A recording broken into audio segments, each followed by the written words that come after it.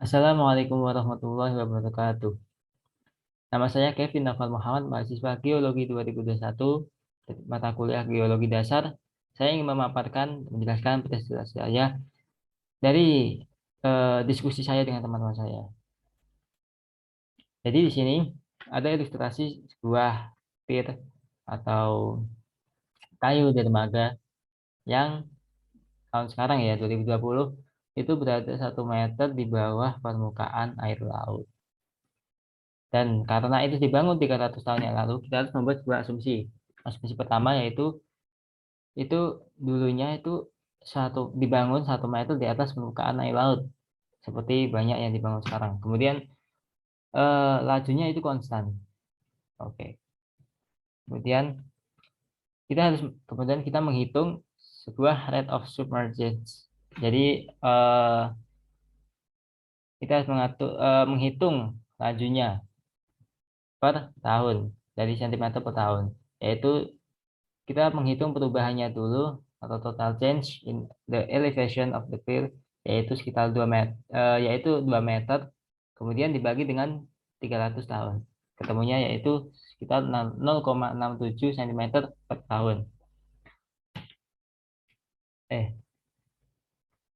Kemudian persamaan itu eh, bisa kita gunakan untuk menyelesaikan sebuah permasalahan yaitu nomor 2, sebuah lokal restoran yaitu pemiliknya ingin membeli sebuah pier.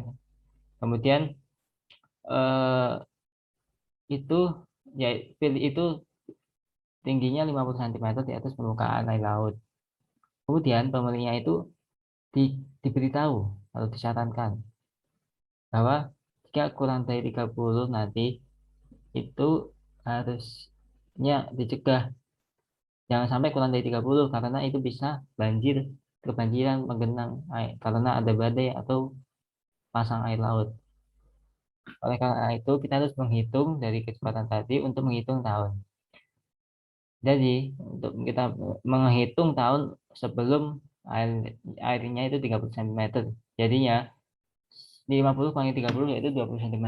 Kemudian 20 cm itu dibagi kecepatannya yaitu 0,67 cm per tahun. Ketemunya yaitu sekitar 29,8 tahun. Oke, kemudian what you recommend? Apakah aku merekomendasikannya? Pendapat saya itu tidak. Karena pertama, faktor utamanya yang sudah jelas di sini yaitu umurnya itu terlalu singkat untuk para pengusaha membangun usahanya tersebut. Kemudian ada faktor kemungkinan, yaitu faktor utama tadi. Kemudian ada faktor kemungkinan yang bisa terjadi. Salah satunya tadi kenaikan air laut yang disebabkan oleh kutub karena pemanasan global atau mungkin ada ekspansi thermal ya yang membuat air laut itu naik. Kemudian kemungkinan kedua yaitu kita harus melihat itu bisa dikarenakan penurunan tanah.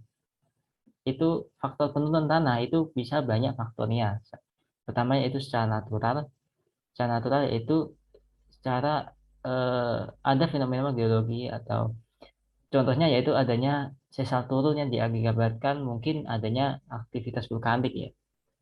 Jadi kita harus tahu daerah tersebut bagaimana. Kemudian eh, jenis-jenis tanah sedimen. Kemungkinan kalau itu berada di Laguna mungkin ya, itu kan adanya banyak lempung kan, sedimen lempung yang jika ada berat di atasnya itu kemungkinan akan turun tanahnya.